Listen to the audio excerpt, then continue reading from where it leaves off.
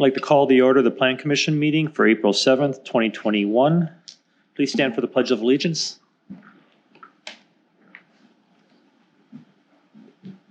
I pledge allegiance to the flag of the United States of America and to the republic for which it stands, one nation, under God, indivisible, with liberty and justice for all.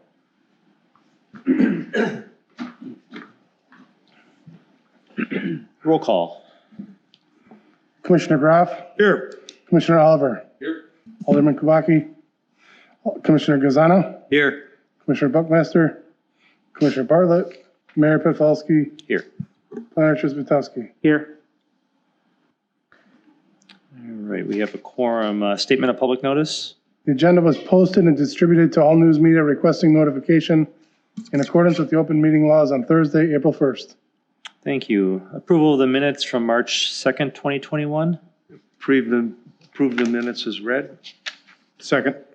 Discussion. Hearing none. All those in favor say aye. Aye. Opposed? Passes unanimously. Consent business. Resolutions PC 014-2021, PC 015-2021, PC 017-2021, PC 020-2021, PC 21-2021, that one's hard to say, and PC 22-2021. Or is it, was this supposed to be? It's supposed to be 21? Okay, 21. Can I have a motion for the consent agenda? Move to motion in total. Second. Anything, any separate considerations needed? Hearing none, all those in favor say aye. Aye. Aye. Opposed? That passes unanimously. Moving on to new business for consideration. Resolution PC 005-2021, approval of a building site and operation plan for Tom Rec located at South 76 West 17822 Janesville Road, tax key number 2196.998.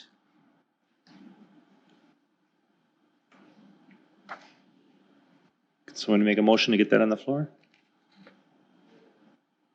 So moved. I'll second.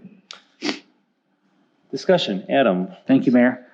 This proposal is for Tom Rec, and it's for the old Spitzner floral shop on Janesville Road by the Test Corners Fire Department, one of their stations. They're looking at rehabbing this building, kind of just doing a little bit of cleanup, facelift, and the biggest part of this project that's in front of you tonight would be expanding and adding, establishing formal parking and drive aisle through the site. So they're looking at calling this building, they're knowing it as the White House, given its kind of presence and design.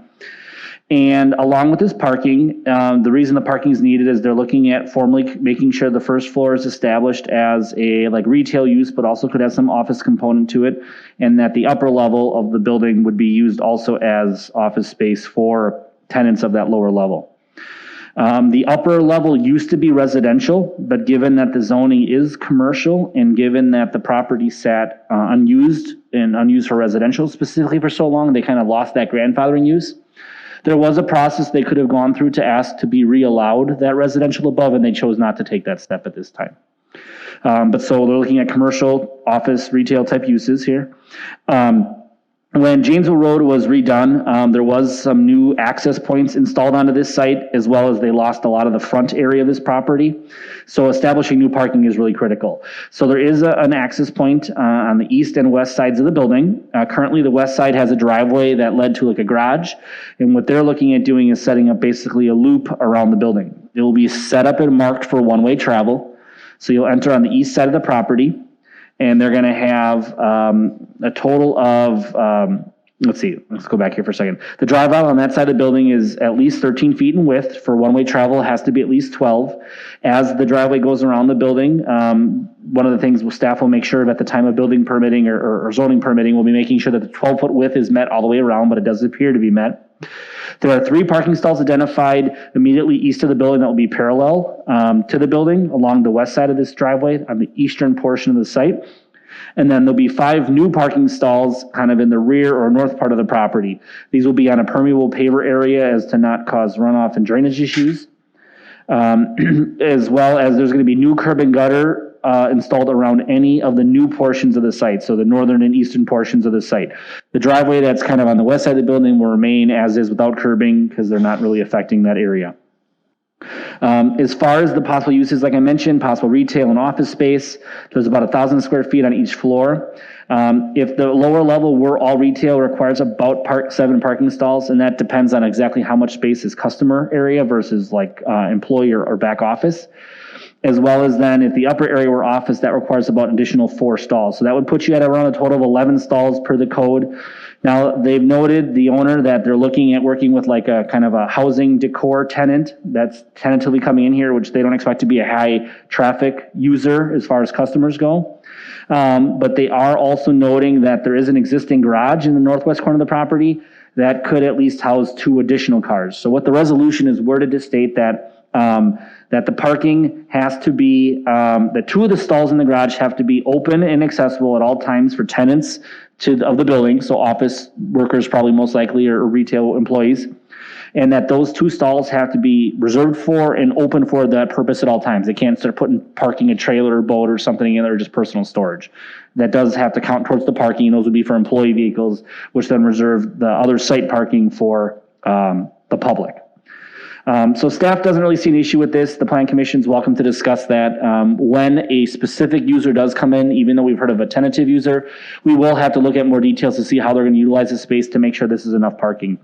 The owner wasn't able to be here tonight, but he did mention in some email correspondence that he has been talking with some businesses immediately across the street that may be willing to allow him some overflow if it would ever come to be needed. And that's something, if it were ever to happen, would probably have to come back to this board to solidify to see if that's an option. But we will be checking when a business registration comes in to make sure that there seems to be enough parking for the use that's there. Other than that, they are talking about putting some, like a small dumpster enclosure under a back existing deck to keep that out of the way. That's something we always like to see. They're not proposing, there is some new lighting. We did note that they will need some to make sure they meet all the city's lighting requirements, which staff will check. Other than that, there's really nothing too unique in the resolution. Just noting, if they replace any HVAC equipment, they'll have to properly screen it, making sure the business registration is submitted, and then they will need a zoning permit to actually install all the hardscapes. But otherwise, staff is recommending approval. Questions or comments from the commission? The ingress egress is already established when the road is widened? Yeah, the approaches, they are, yeah. Now, one of the things I will probably ask of them is when they come in for the zoning permit, they probably should double check with the county to make sure that the county, now that they actually have uses for the building, and since one of the accesses was installed but with no driveway behind it, we'll probably have them just double check to make sure the county doesn't have anything they want changed or slightly widened. Usually if they're existing, the county doesn't have a concern, but it is a county highway, so they would have final jurisdiction on that. Any other questions?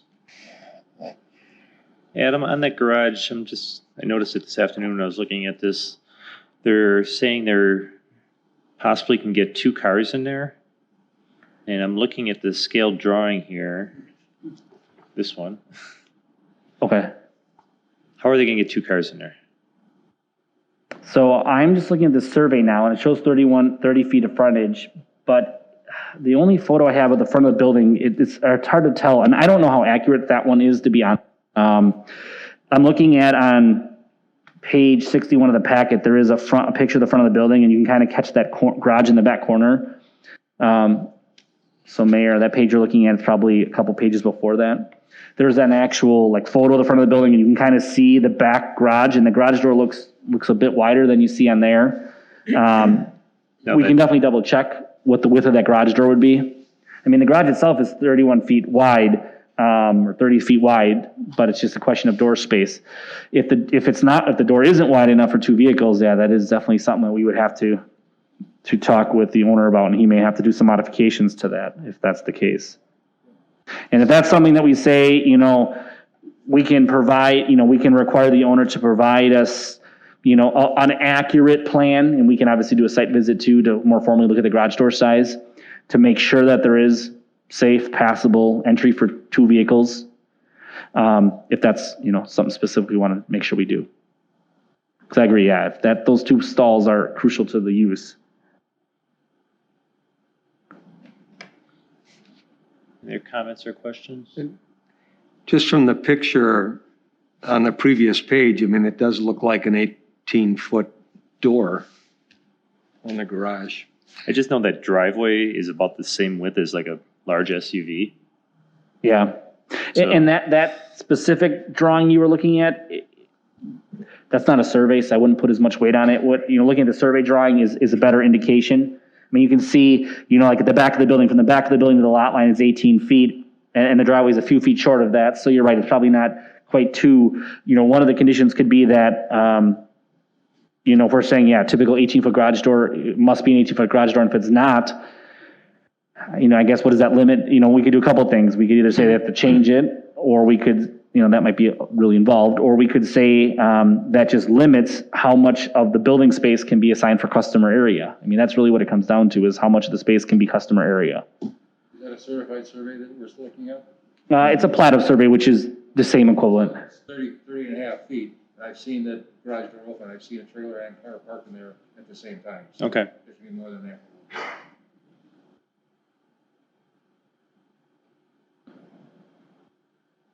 Any other feedback? All right. I have a question. Yeah. What do they do with signage? Since we don't really know who the tenants are right now. Sure. So signage is usually approved at the staff level. As far as what they're allowed, almost every district in the city, with a few minor exceptions for commercial, allowed 5% of the wall area. So total building facade, 5% of it, the owner can choose how they want to allocate it. If they want to have the words White House, that takes a part of it. If they want to have a tenant name, that takes a part of it, but it's a total combined 5% of the wall area. So it'll be on the face of the. It could be. They could also do a freestanding sign, which they are allowed to do, and the ordinance talks about maximum size. I don't have the equation in front of me. That's just something that'll come after Yeah, tenants are. yeah. They have to get that through us separately anyway. Okay. I'm good with it. And there are defined limits in the code.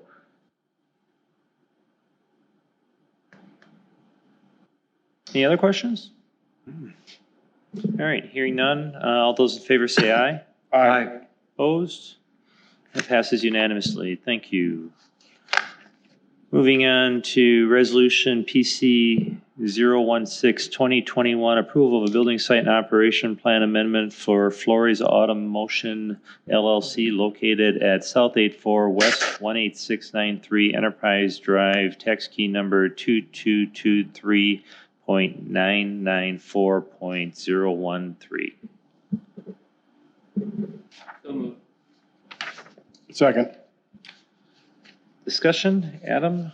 Thank you, Mayor. So this request is for a temporary, call it a temporary accessory structure, temporary building, kind of a little kind of tarpy, tenty kind of building.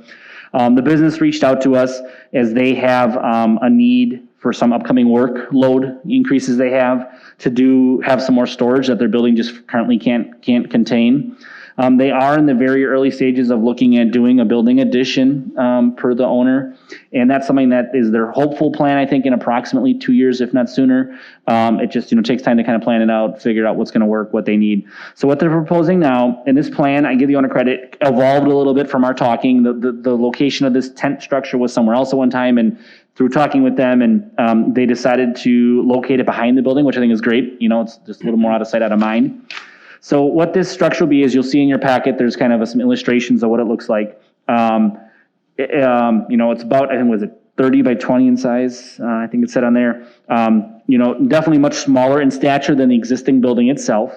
They're looking at placing it on a gravel area that is currently located behind the building. This area currently kind of has just this gravel pad and a kind of a mix of kind of some unapproved outdoor storage. So what the owner's looking at doing is, number one, putting up this tent, and number two, this tent structure, which they're saying would be for about 2 years. So we have the resolution stating that the building must be removed or seek reapproval come May 1st, 2013. And the reason we have that in there is because it's not of some kind of, typical quality construction. We know that weather might take a toll on it. The owner stated that if it does become in disrepair at any time, that they would repair the covering and stuff on it or replace it. But we wanted to kind of have that check and balance to say, okay, if this time has come and it's still not a permanent structure, let's revisit if we still want to see this out there or not. Maybe the plan commission's okay. Maybe it needs an upgrade, we'll have to see at that time. But the other part of this proposal then would be fencing this outdoor storage area. Since there was some outdoor storage there that shouldn't have been there unscreened, the owner's proposing screening. Their request was a 6-foot chain link fence with privacy slatting for security and screening purposes. Number one, keeps their product safe. Number two, kind of hides what's out there. Now, typically, staff and Plan Commission has historically, more recently, I should say, been on the mindset of screening should be something more so than chain link with slatting. We all know chain link and slatting doesn't really hide well. It gives a little bit of a muting, but the slats can get kind of busted up, beat up with weather or equipment. They fall out sometimes. So we've typically been encouraging more solid fencing materials. Now, I know the owner stated that some of this is temporary, but some of it might still be able to remain if they do eventually do a building addition or be reutilized. So while the owner was requesting chain with slatting, staff was suggesting, and the Plan Commission can discuss this, a more solid fencing. So either wood, PVC, vinyl, something that serves as a better screen and not just kind of mute what's behind it, but actually cover and screen what's behind it. So that is, that is listed in the resolution that they would need to fully screen it with that more solid type fencing. Other than that, staff was recommending approval with that 2-year time frame limit and the upgraded fencing material for the screen. And the screening is on page 76, is it in green? Let's see here. Yes. So it kind of basically surround that whole area that's wrapped in green is where the gravel pad is right now. It would surround that building in the gravel pad. Now, I haven't been out there recently myself. I've definitely been out there in time. There are residences behind them. I think some apartments or condos. They are quite a ways back from them, but the stature, and depending on tree cover, you may see through there at times. So that's why even doing it from the back is suggested. I would think any kind of screening, regardless he is there or not, it's going to be an improvement to the neighborhood based on the type of storage he's doing back there now on that gravel. Right. So if we can use this as a way of getting some of that screened, it's going to improve the neighborhood back there. Mm-hmm. What have we typically done though? Historically, what is? In the last 5 years, maybe 10, there's been a big push to more solid screening. As a planner, I've really tried to get away from recommending slatting. I don't think it's a effective screen. Like I said, it mutes what's there. You still see what's behind it. And then you just run into issues with the slatting not always staying nice, falling out or breaking, deteriorating, cracking. Where if you do something solid, as long as you're not ramming into it, it's going to hopefully be there for a longer haul and look good and actually do the purpose of it to screen. If that's our goal, more solid wood or PVC fencing does that. And that's how we wrote the resolution that way. And I assume there's a substantial cost increase for solid screening? Actually, just the opposite. We've had a 60% increase in steel since last September. A chain link fence with PDS slats, which is only 75% capacity, you still have 25% visibility to your point. You're not going to get the screening. It's simply blind. So with steel prices going up, wood is actually less expensive to install today, and PVC is going to be about 30% higher than the chain link of wood. Your recommendation of either wood or PVC fence will give us the opacity that we're looking for and less cost for them. So the fence expert's spoken. I knew that was over here. So. That's why I looked over that way. Any other questions or feedback? So do you want to make a motion to direct them on the type of screening? Personally, I don't think it's a deal breaker. Okay. I just was more curious of what we've done for other applications to attempt to be as consistent as we can going forward here and going forward. Yeah, and I can tell you most recent screening projects have been the more opaque, solid screening type. I do have some questions or comments regarding that. The overall height of the tent again, the tent structure. Aaron, do you have that drawing? And we trying to screen the tent, or we trying to screen the? It's more so screening the outdoor storage. If it was the tent alone and it was, let's say the tent was sitting on the middle of a gravel pad, I don't think that screening would be near the emphasis. 21 tall. We weren't, in talking with the owner, we originally thought they were possibly getting rid of all the outdoor storage. And if that was the case, then I would have said, just put the building up and keep it closed up so no one can see what's inside of it and go on your way. It's really because that they wanted to have safety, they mentioned as number one, but also a physical screening is number two. So I didn't hear a height of the fence, like 6 foot, 7 foot, or 8 foot. What's being recommended? Let me look and see here. So the building itself is showing a height of 21. 21. But like I said, you're gonna see some of that no matter what. Typically for fencing, we, let's see if it says on here. Well, you've got 6 foot in the, Yeah, 6 is typical, you know, we can go higher. I will say, through the bulk of the fences that we see in the city, 6 is typical. Now, if this was like right up against houses, right up by a road, you know, we've had some then that maybe go to 8. Given it is still kind of a distant from the road and the other houses, I would think 6 would be ample. You know, the stuff that was back there wasn't like, you know, giant cranes or anything. It looked like pretty much like pickup trucks and trailers, which a 6-foot fence would do a pretty adequate job of screening. all right, what's your opinion, which one is going to last longer if it's in an industrial situation that's not, I mean, they're not going to send somebody out there to stain and paint this thing every year. If you have a 2,500 to 6,000 pound vehicle run into it, nothing's gonna last. Right. Okay, so that really doesn't matter. The PVC is gonna be more than 100% opaque because they're actually tongue and grooved, so there won't be any gaps. Wood shrinks anywhere from a 1/4 inch to 1/2 inch depending on the grade of wood. So you're gonna have a spacing between the boards after shrinkage. So there's gonna be some visibility, but not the visibility you have from the chain link and slats. And I can say historically, we usually leave that up to the applicant. They're both, you know, so opaque compared to the slatting Right. that we kind of, staff categorize in the same category. If we want to specify one, we typically haven't. Normally, it's kind of been up to the No, I applicant was to pick actually which thinking one. between the steel and the, Oh, okay. because if it's not being maintained, would the steel fence with slatting actually last longer? The slats, there's nothing wrong with the chain link slats. You know, those aren't gonna, they don't come apart, there's a track system at the bottom, they lock into place. It's just that the opacity is only certainly on 25% visibility. And that's the biggest concern. The PVC is gonna be the best for what we're trying to attain. That would be the best quality and no maintenance. Where the wood's you're gonna get some shrinkage and warpage down the road.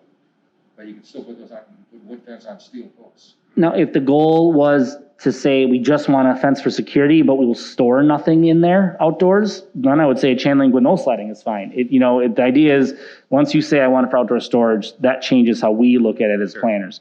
But if it was strictly a security fence that says we want to fence it strictly so no one can mess with our equipment back there, and we're not going to have anything outside the tent, then I would say even a chain link with no sliding would be perfectly fine. It's just because it's the outdoor storage part that normally we would recommend something solid. Actually, as far as fencing is concerned, it's an upgrade to what's currently there. It's, because if you look at the picture of the various vehicles and Yeah. whatever they have there, it looks pretty mishmash, in my opinion. Well, and that's why I'm going with what's going I'd to last the say, longest. my opinion would be, they want to maintain, the PVC, wood, all that. Those are cost decisions. I don't think this is a deal breaker. I'd put, if they recommend steel, 6 feet, with slats, 25%, and they were willing to allow that visibility for the rest of the 25%, I'd let them go. That'd be my vote.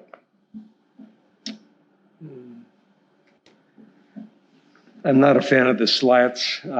It's not consistent per your comments of what we've been doing the last 5 years or so. Maintenance-wise, the PVCs, that's the best.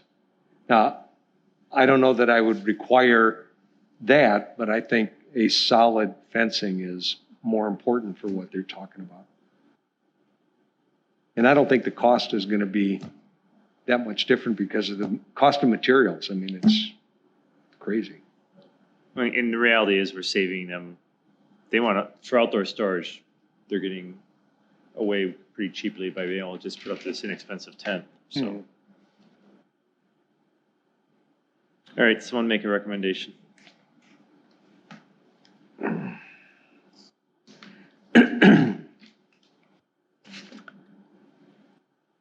I guess I would recommend, make a motion that we give the temporary fencing for a 2-year period with For storage, you mean? for storage, with a solid,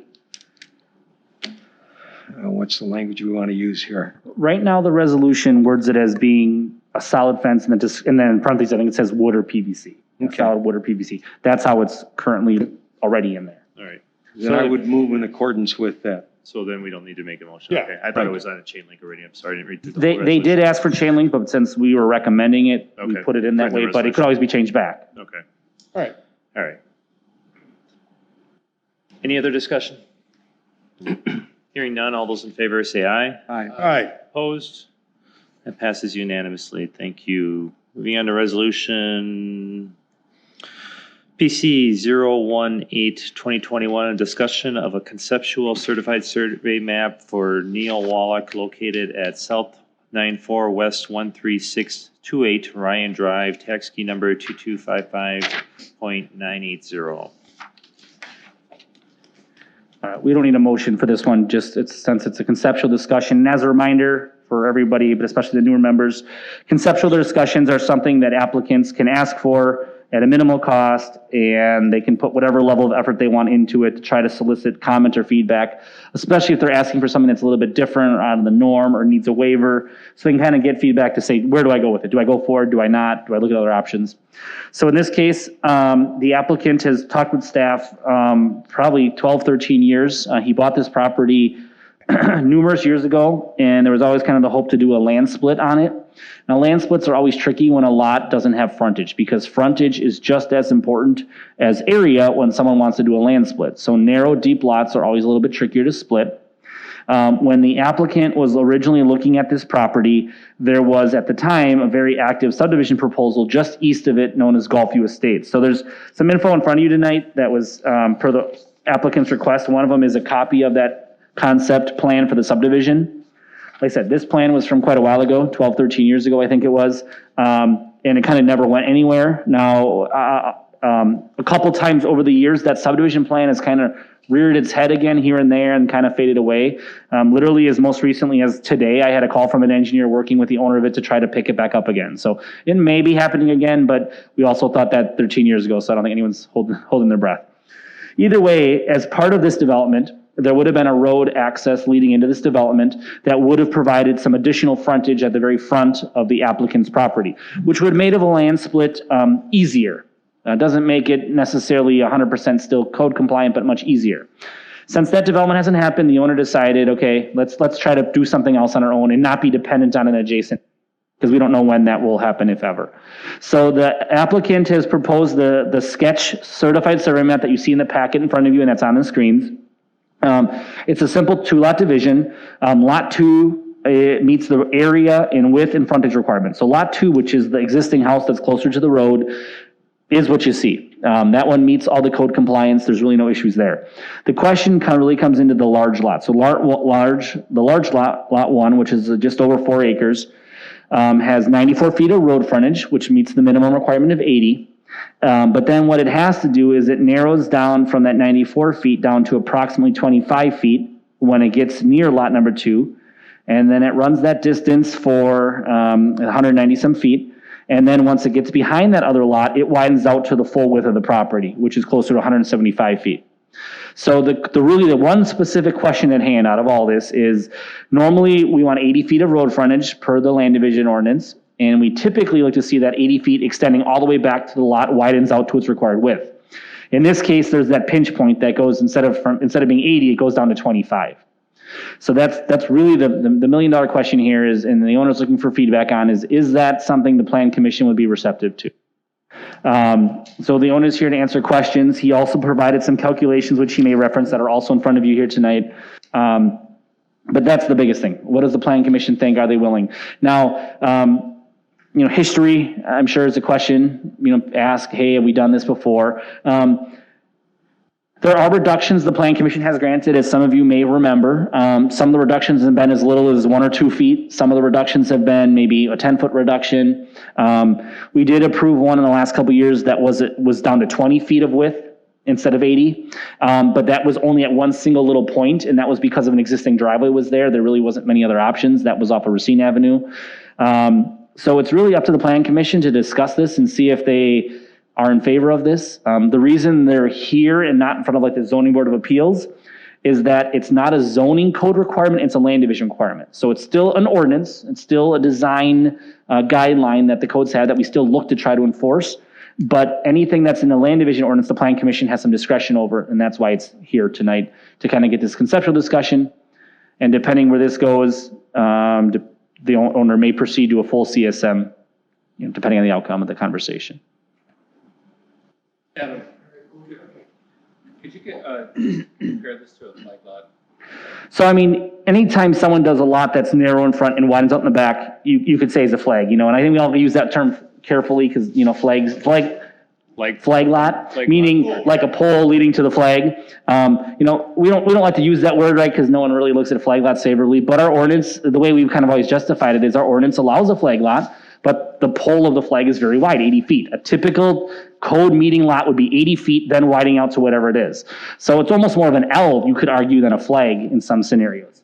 But there are some scenarios where things have been reduced further. We have some older divisions way before my time that are down to 15 feet, and then they widen out. Now, don't get me wrong, they get really tricky to build on and to access then. 25 is better than 15 by far, but it's still definitely not at the 80-foot mark.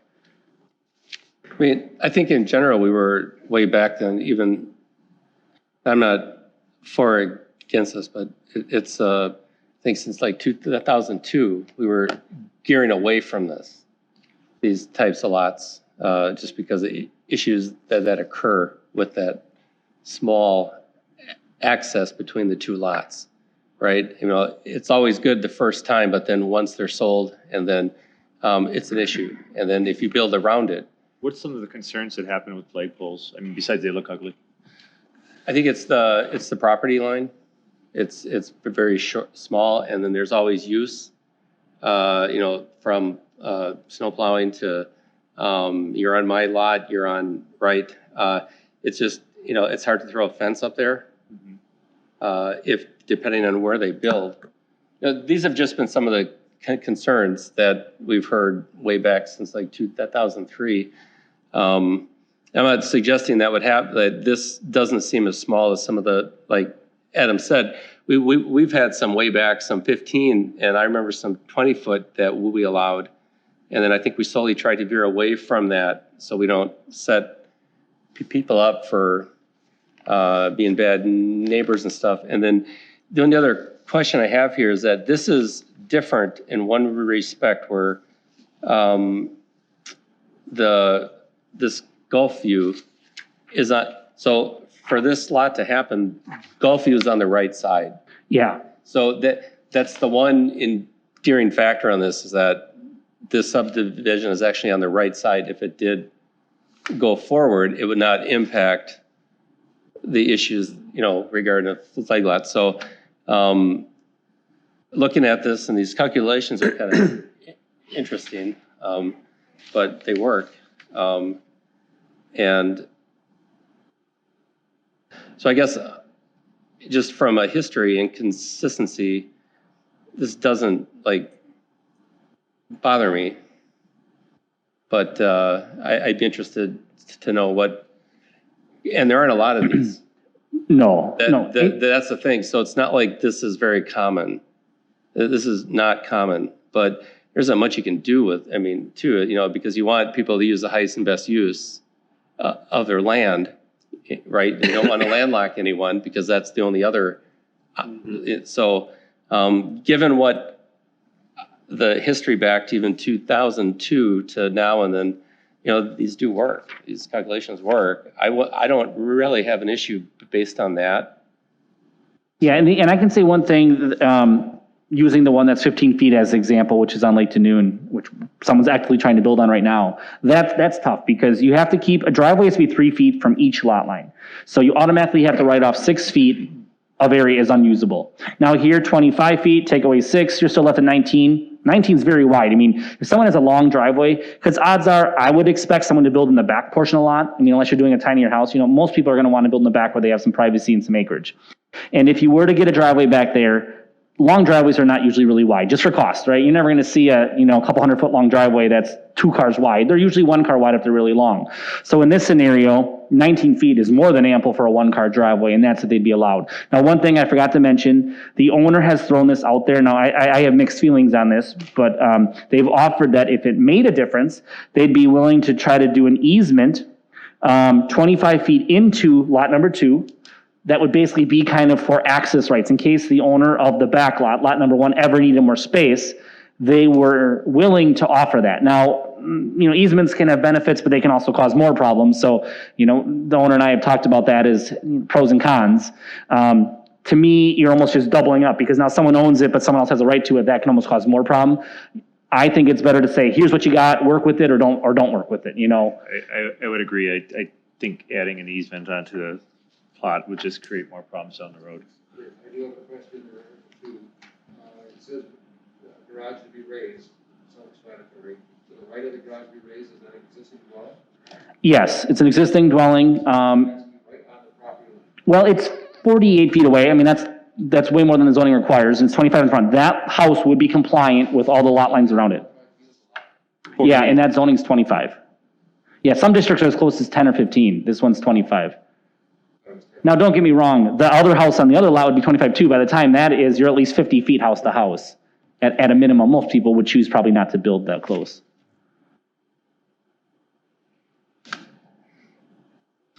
Would you like to hear from petitioner at all? Yes, please, if I may. Yep. I think that's You can take, yeah. You just gotta grab the microphone I and need you to speak into the microphone. try and pull that down. you can pull it out if you need to. Okay, sure, thank you. See if I Is it can on? Pull it out. Yeah, just, it comes out of the. Oh, Just okay. pop it off the All top. right. It gives me both hands free, but sure. Gentlemen, thank you for, Wait, you're gonna have to, you do have to put the microphone by you though. So just pull it out. Should just pull Yeah, just out. pull it up. It'll come up. There you go. And then is, we're on? yep. Okay. Gentlemen, thank you for hearing my pleading here this evening. Yeah, I've owned the property a long time, and there was a good deal stronger opportunity there that enticed me to purchase that. Back in '07, we had the building was going pretty strong, and the owner, Mr. Shane Lieber, had been on the tail end there with his proposed development and anticipated. I think at that time he'd had final plat approval. They were anticipating a couple of tweaks with some engineering questions and excavation that following spring, And I was looking for something that perhaps offered a benefit of a separate lot, with the depth of the property, if something could have been done there. Have two daughters, a son, and just thoughts that way.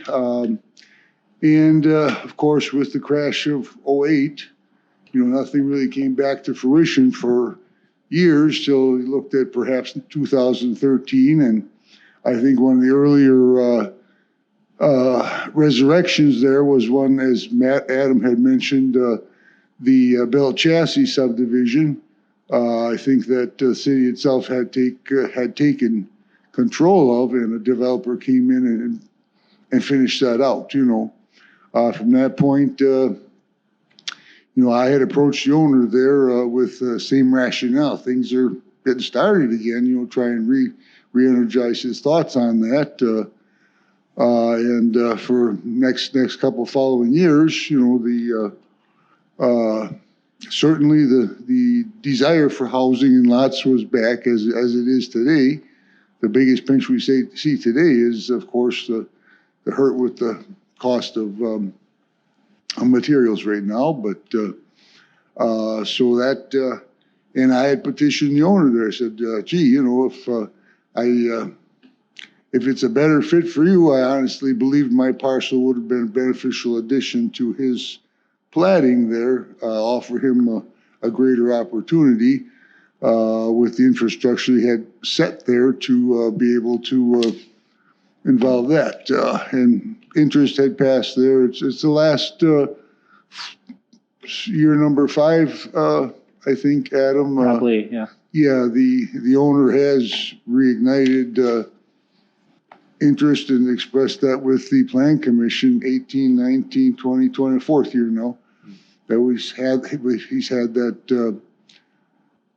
re-energizing initial type things, but it's just.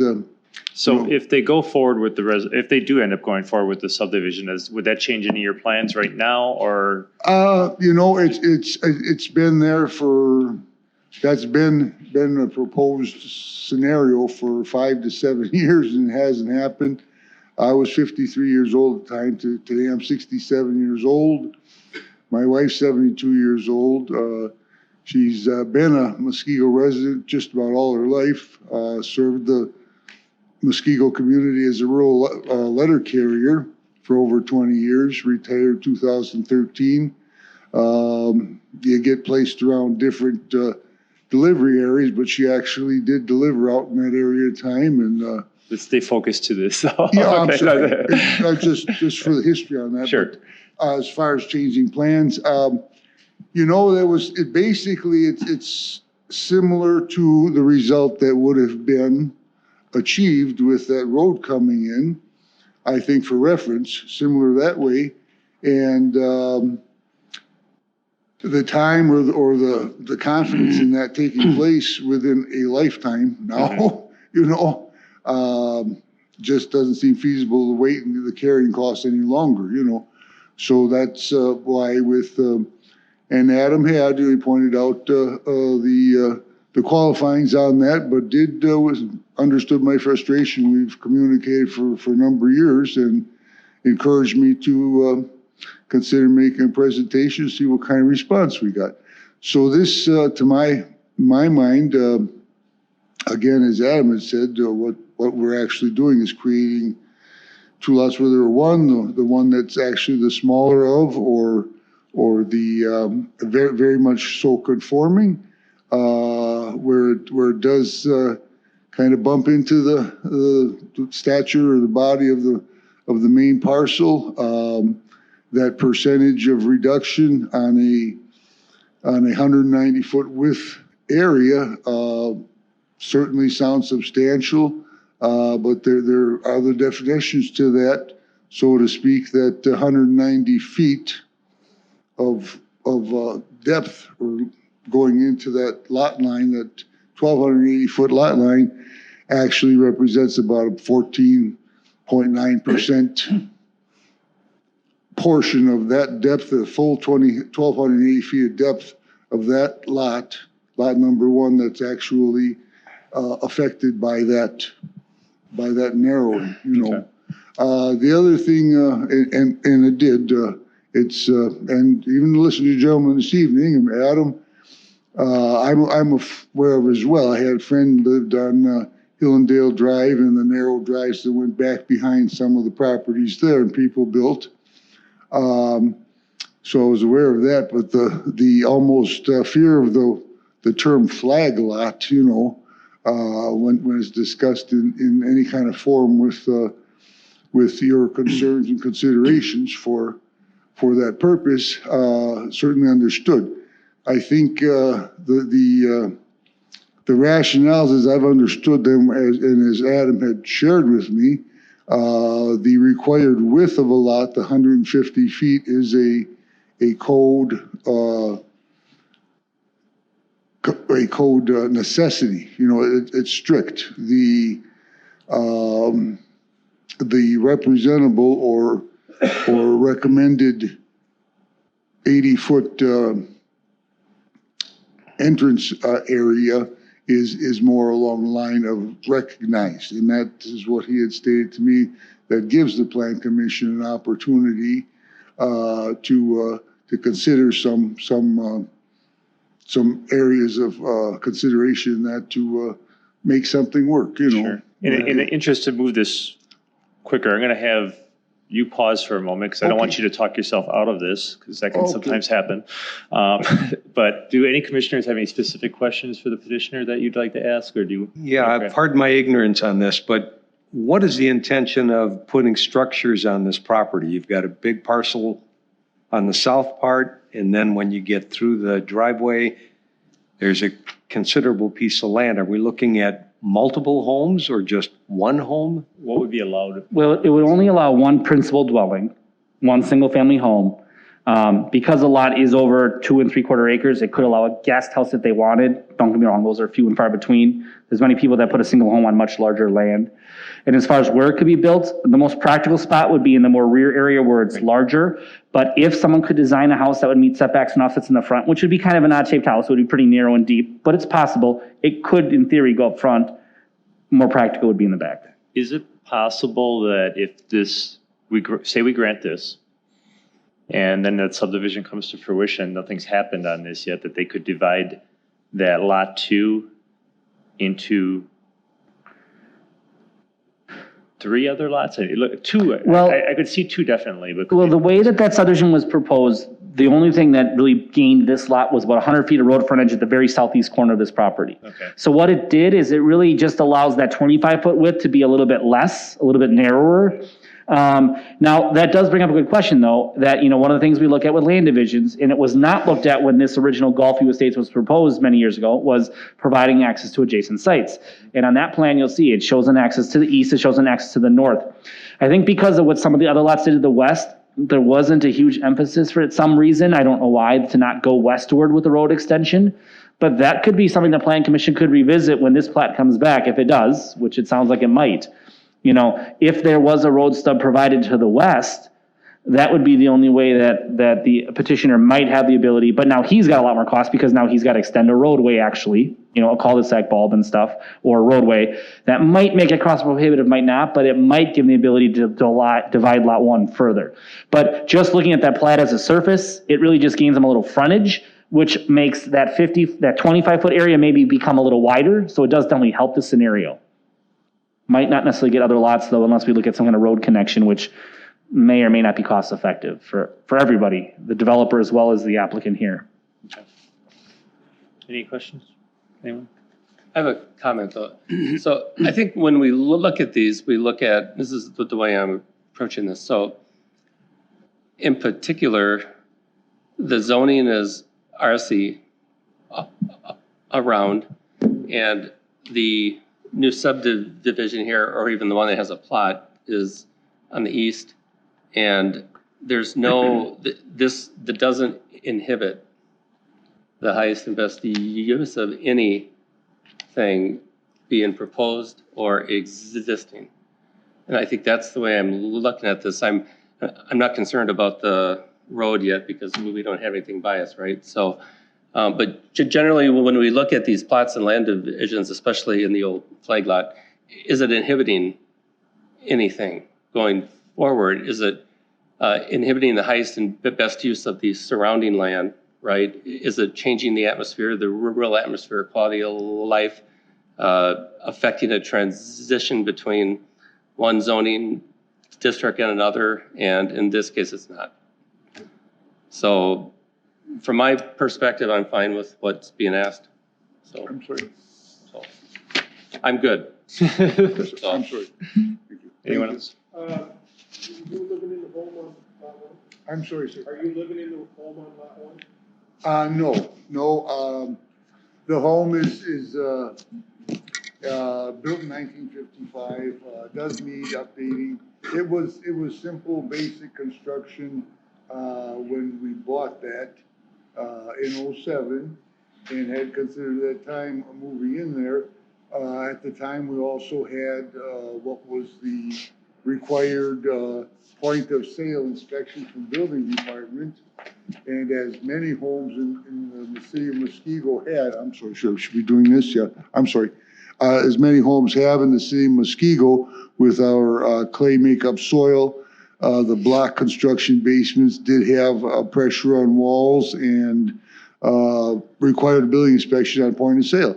That was directed, and building inspector had asked for a professional. Excuse me, so is nobody living in the house? Okay. That's all we need. So why not modify L2 to give it more room? The width of lot 2 is because the zoning ordinance requires 150-foot width parallel to the road. So the original proposal they had was lot 2 being a little more narrow to allow that pass around to be wider. Right. But the zoning code, which the Planning Commission can't grant a waiver to, says it has to be 150 as a minimum. The only people who would grant a variance to that would be the Zoning Board of Appeals, and I think that would be a hard sell as far as hardship goes. Any other questions? No. All right. Some additional commentary from me? If you want, but there's a danger of Okay. talking yourself out of something. I understand. I will. You might want to just let us vote. I'm sorry. Thank you. It's your call. I'll let you talk. Oh, I'll tell you let what. you talk, but Can I reserve a comment after?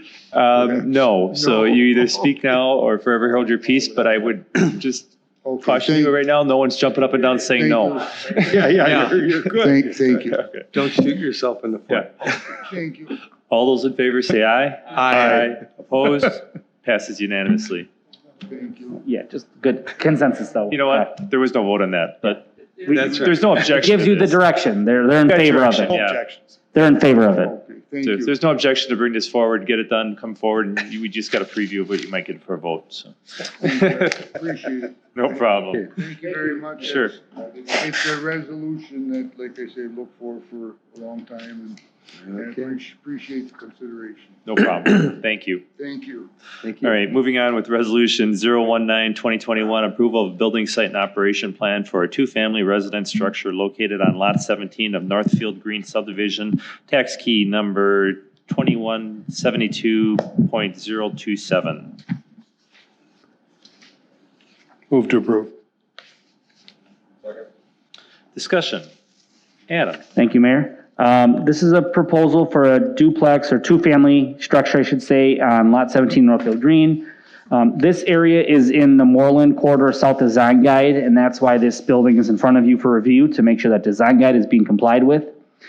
This builder, Steve Steck Builders, has built many, many homes in this area, in this neighborhood. This building is very similar. The buildings are all very nice design. They all exhibit a lot of that prairie and craftsman style architecture features, which is what the design guide requires.